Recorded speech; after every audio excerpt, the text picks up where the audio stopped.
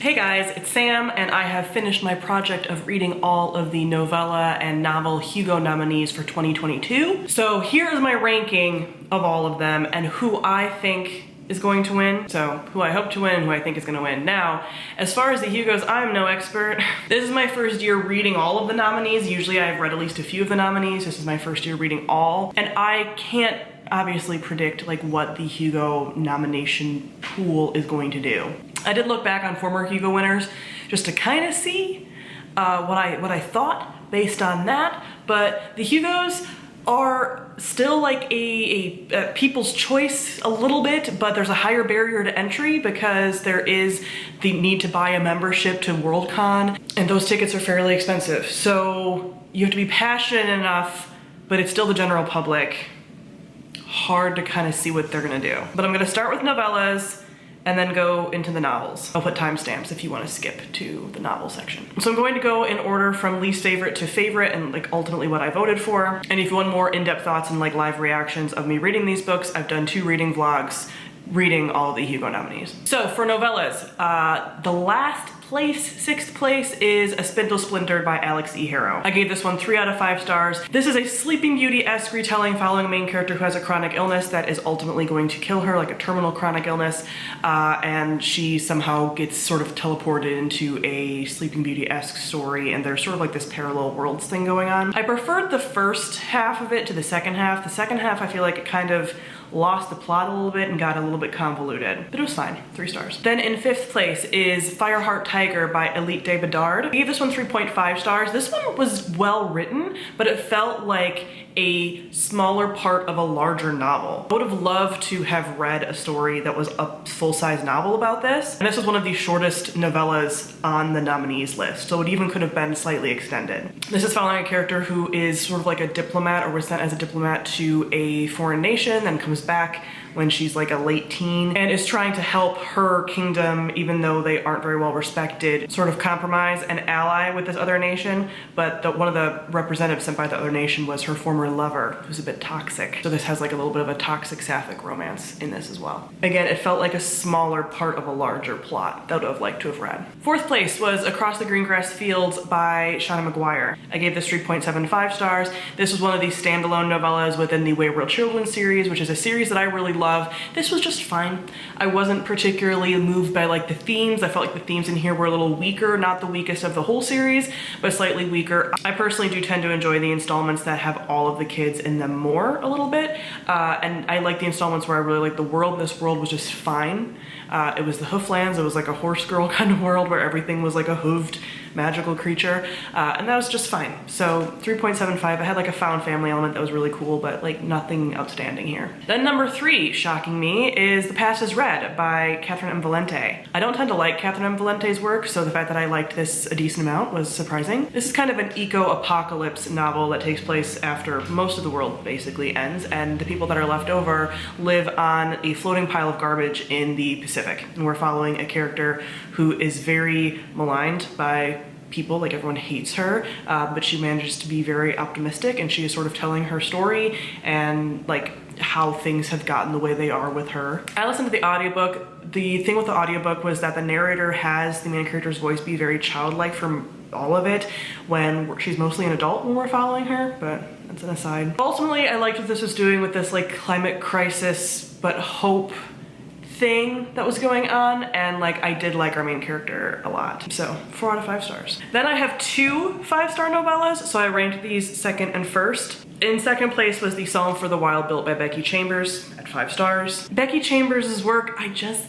love it. I just love it. This is a very quiet story about a tea monk who's essentially a therapist having a bit of a quarter-life crisis, goes out into the wilderness trying to like sort of find purpose, and runs into a robot, and robots have not been seen and are basically considered like mythological figures. They like disappeared into the wilderness hundreds of years ago. I think it's hundreds, I don't know, a while. And they and the robot kind of team up. It's cute, but not in like a sweet way, more in like a wholesome, like when I say her stuff is cute and soft and warm, it's not in like a twee way in my opinion. It's more in like just hopeful, just cozy, that kind of vibe. 5 stars. And then my pick for number 1 is Elder Race by Adrian Chipkowski. 5 out of 5 stars, and the one that I think did everything the best. This is a mix of a sci-fi and fantasy in which one POV character thinks they sort of exist in like a fantasy world, like everything that is science-y in their head is actually like fantasy, things like that. Then another character who is in like a sci-fi world.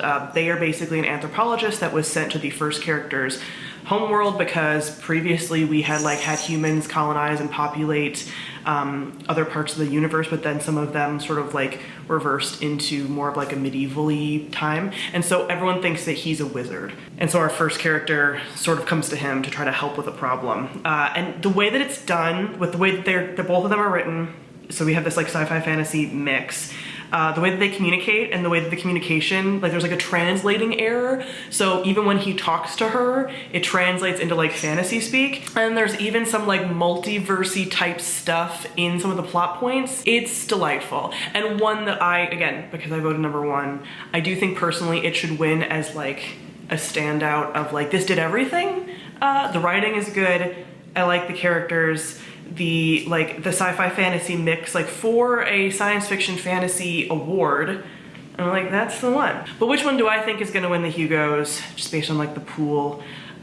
I don't know. I didn't really hear a lot of people talk about like Elder Race. So when I'm thinking about predictions, I kind of was like, okay, what is like the general public kind of saying? Also, what are the people that are a little bit more like Hugo minded saying? So what are we seeing? I do follow like the fantasy subreddit that talks a lot about the Hugos and stuff.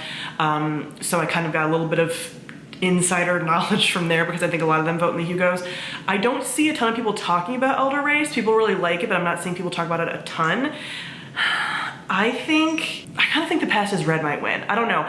Valente pops up on like the Hugos nearly every year that she writes a book. She doesn't tend to win though. Her books tend to be really weird and out there, which is why I think they tend to get nominated but then don't win, because like the general public doesn't love them enough in comparison to other things. I think this one is just weird enough, very current as far as like climate crisis stuff, and like weird enough with some heart. I mean, her other books probably have heart too. I just can never get through them because they're like so, not even bizarre, because I like bizarre things. There's just something about them that doesn't usually vibe with me. But I think this one has a pretty decent chance. So I'm gonna predict that it's gonna be that. But I would love if it was Elder Race or Song for the Wild Build. Any of the other ones, I'd be kind of like, Next for novels and my ranking of the novels. In 6th place, kind of shocked about this because the first book won the Hugo in 2020, but A Desolation Called Peace by Arcady Martin, I gave 3 stars. I liked the first book enough, but not enough that if like this was in this round, like that would have been a contender, it still wouldn't have been ranked like super high. But the second book, I almost DNF'd a few times. When I keep reading it, I'm fine, but when I'm not reading it, I felt like it was really slow and like a little bit too convoluted. Between the first and second book, the first book is about an ambassador that goes to basically a colonizing empire because her predecessor had been murdered, and the people of like the station that she's from kind of keep memories using this like implant kind of thing so that you can sort of have your predecessor's knowledge. Well, her imago is what it's called, gets sabotaged, so she doesn't know what happened with him. She doesn't know how to like kind of assimilate into this culture necessarily. There's just a lot of like intrigue and stuff, and it's just one POV. The second book has 4 POVs, if not more at times, and it's following like a lot of different stuff, and there's sort of like this like alien plot. It was too many characters. I think the writing is wonderful. Like I would look forward to Arcady Martin's other stuff, but it's very convoluted. I think all of the POVs weren't that necessary. Like I see at the end why she brought some of them in, but ultimately I feel like some of the things like plot points could have been done without all the POVs.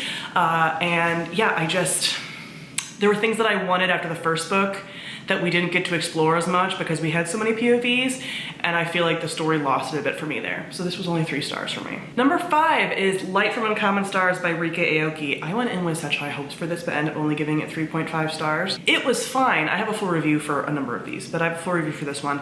It was fine, but there were so many plot points. So it's sort of like Faustian deal where a character who made it sort of a deal with the devil has to deliver 7 like wonderful musicians' souls to not go to hell herself. Her newest protege is a trans girl that was running away from home. She also comes in contact with a family that are actually like aliens from space that run a donut shop. There's also like the POV of a luthier, people who make violins, that we get. So it's a sci-fi fantasy mix, but there's so many plot points and so many themes being explored that it just got lost for like such a short book. It also like didn't quite feel real to me. Like it was so, I think it would do really well, I've said this already, but I think I would do really well with this as a TV show. But the over-the-topness of the book part of it felt like very surface level to me. I just didn't connect as much as I wanted to, which is a bummer. I still liked it. I would still read some of their other work, but just wasn't that into this one. Then number 4 is She Who Became the Sun by Shelley Parker Chan, which I gave 4 stars to. This I liked and is a very solid book, but for a sci-fi fantasy award, I don't necessarily think this should be, not that it shouldn't be nominated, but the fantasy elements of this are so minor. And you could actually take those out and it wouldn't change the book at all. And when I did a review of this, I mentioned that, and a few people actually commented and said that the author actually wrote this as just a historical fiction, like a gender-bent historical fiction, because this is following a character who comes to create the Ming Dynasty. So originally it was just this gender-bent historical fiction, and they were recommended to like add some fantasy elements to put it into like genre fiction. And so like those elements aren't even that important to the story. So is it well written? Yes. Is it a good book? Yes. Do I think it should win a sci-fi and fantasy award? No. Still 4 stars though. I'm gonna still continue with this duology. I realize that some people might be like, that's so gatekeepy. I'm not saying it's not a fantasy book. I just think it's very minor on the fantasy. And when I think of a sci-fi fantasy award and the complexity of having to weave in sci-fi fantasy, like world building, things like that, I want more from like an award winner. So it's still a good book. I'm not saying that like it's not a fantasy book. It is. They're just like so minor. So yeah. Number 3 for me is Project Hail Mary by Andy Weir. I gave this one 4.5 stars. I listened to it on audio. I do think if I would have read it another version, I wouldn't have liked it quite as much. The audiobook is fantastic. But this is very like fun, sort of mystery. We have a guy in space, wakes up, doesn't know why he's there, who he is, what the mission was. He's having to piece it together, so he's getting flashbacks to his former memories, so we're kind of figuring out like what happened to get him there, and there's like cool space stuff happening. It's so much easier to digest reading the audiobook because this like the science stuff I can just let wash over me in a way that I couldn't if I was physically reading it. But I really enjoyed this. 4.5 stars. Then, just like the novellas, and with one of all the authors that's the same, I had 2 5-star picks and I had a really hard time. They're both favorites, but which one I wanted to give the number 1 spot to. So number 2, begrudging, I mean, I like them both. But I put number 2 as A Master of Jinn by P. Djeli Clark. 5 out of 5 stars. I loved this. A steampunk Cairo with a murder mystery, a sapphic main character, Jinn and angels, and like all of these people and like this plot, but this is sort of like a detective story. So ultimately that's why I didn't put this as number 1, because I don't know, that's just how I decided, I guess. But I loved this. If it won, I'd be very pleased. I think this won the Nebula. This might have won the Nebula. Fantastic. I love the world building. I love the characters. I want more in this world. I just recently did a review of this and people were like, I don't know if we're getting more in this world. And I'm like, what? Because there isn't a sequel announced as of the filming of this video. And I'm like, no, we need many books, many novels in this world, please. So, and there's room for it. I think we will, please. But yeah, loved this, put this in my number 2 slot. Number 1 is The Galaxy and the Ground Within by Becky Chambers, 5 out of 5 stars. This is the 4th and final book in the Wayfarer series. Every single book in the series has been 5 stars for me. I love it. This book features all aliens. I love it. They are essentially stranded at like a waypoint because some like tech stuff happens that goes down. So nothing super stressful, but interpersonally stressful. And it's all these different aliens and they have just like different ways of viewing the world and different opinions about each other and prejudices and stuff. And they kind of have to come together and like sort of be friends and talk through shit. And like, it's like a group therapy dream. It speaks to me. I know not everybody. But it's one of those books that I'm like, I understand, but you're wrong. It's not that you're wrong, it's just, I love these so much. So yeah, I gave this 5 out of 5 stars. I am so in love with some of these characters. I continue to be. They just feel like real people that are out there in the world living their little alien lives. And I love that. And I cried a number of times. And also me putting this as my number 1 slot, is a little bit of me putting it as a #1 slot for this series. I do believe the series might have won a Hugo in a previous year, which is always weird that they like put series up for awards before they're finished. But I do believe it's like a Hugo Series Award winner. But I do feel like this one winning, in my opinion, would be kind of nice as like crowning achievement. You know, kind of like how the Return of the King won like a bunch of Academy Awards that year because they were kind of like, here you go, for the achievement of that whole series. It's kind of how I feel about this. Yeah, I just loved this. So I would love if this one, again, I don't know if it would. And I also wouldn't really want Becky Chambers to win this and the novella. I know they're separate things, but I'm kind of like, okay, that would be too much. So I would like, if she was gonna win, I would like her to win like one or the other. And those are my picks. So for novels, I think the novel category is gonna be different from any of my thoughts. Again, I would love if my first 2 picks won, but I think from the mutterings that I've been hearing online, I think She Who Became the Sun will have a pretty good chance of winning. I think that might be like the front runner in a lot of people's heads, which again is wild to me because I'm like, it's so barely fantasy, but again, it's still a fantasy book, so it still qualifies. But it's like, also, I think Light from Uncommon Stars has a high chance of winning too. There's a lot of people that really love that book and resonate with a lot of people. That one, I wouldn't be mad if any of them won. They're all good books. I would be a little mad if A Desolation Called Peace won. I could see why it would. Like, I wouldn't necessarily be surprised, but I don't think that that series has like both books in the series winning potential in the way of other series that have had like multiple books in the series win over the years. But Light from Uncommon Stars, I'm like, okay, you have all the elements.